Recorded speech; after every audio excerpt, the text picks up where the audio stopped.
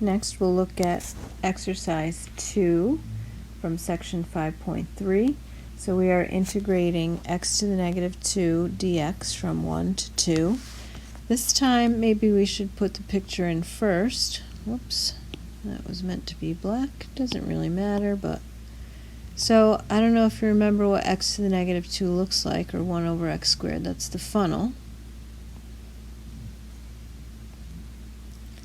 And so, by finding the integral of x to the negative 2 dx from 1 to 2, we're finding the area under this curve from 1 to 2. So this area is the answer to the integral we're finding. Okay, so how does this work again? So I need to come up with an antiderivative. So the antiderivative rule for a power function like this, I'm going to add 1 to the power, and I'm going to write this explicitly because it might be a little more confusing than when we had a positive power. And that has to be evaluated from 1 to 2. So that's going to give me x to the negative 1 over negative 1. Or I could write that negative 1 over x evaluated from 1 to 2. So how does this work? I plug in for x the top number, minus I plug in for x the bottom limit of integration. And so I have negative a half plus 1 is a half. Okay, so apparently this black area, that's my dog snoring, I don't know if you can hear that or not, sorry about that. This black shaded area is in fact 1/2. Now here's a case where, like in my previous drawing, I said, my drawing wasn't that great, so it wasn't obvious that the orange area that's under the x-axis was more than the black area above. In this case, when my function is entirely above the x-axis, if I got a negative answer to my integral, I would know definitely something's wrong because all the area is above the x-axis, so the answer to the integral should definitely be a positive number. All right, let's look at number 23. In this case, we want to distribute the denominator to both terms in the numerator before we can integrate. So I'm integrating from 1 to 2, v cubed over v to the 4th, that is v to the negative 1, plus 3v to the 6th over v to the 4th, that's 3v squared. So important to be able to rewrite in this case because we don't have any antiderivative rules about fractions so far. So again, my antiderivative rules say I'm going to add 1 to the power and divide by the new power. I think hindsight might be 20/20 here.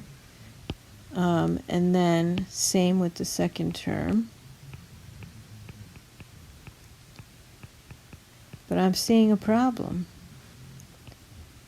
This is giving me a 0, and I can't divide by 0.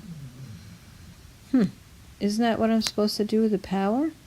So let me go back to my table of antiderivatives, and this power rule says, oh yeah, but not when the power is negative 1. What do I do in that case? Oh yeah, whose derivative is 1 over x? That is ln x. Alright, so I got to go back to the drawing board.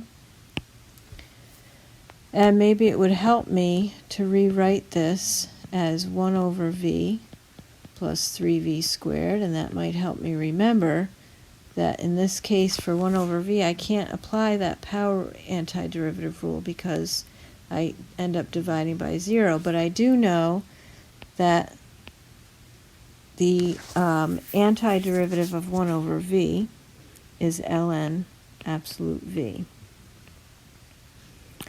And then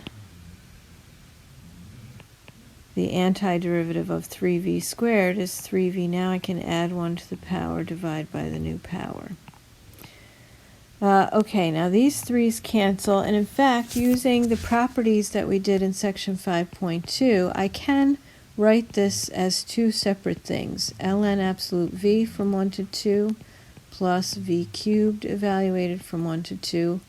Either way, I can either do it both terms together or I can separate them. Doesn't matter.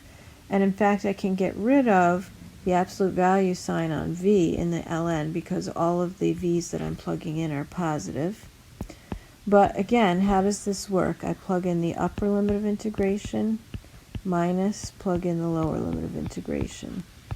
Do the same thing with the second term. Plug in the upper limit of integration minus plug in the lower limit of integration. Now the natural log of 1 is 0. So I have natural log of 2. And then 2 cubed is 8 minus 1 is 7. Ln of 2 plus 7. Now that's not easy to visualize as a number, but you could certainly get a decimal for it. And the function that we were integrating is not easy to picture either in terms of how can we picture the area.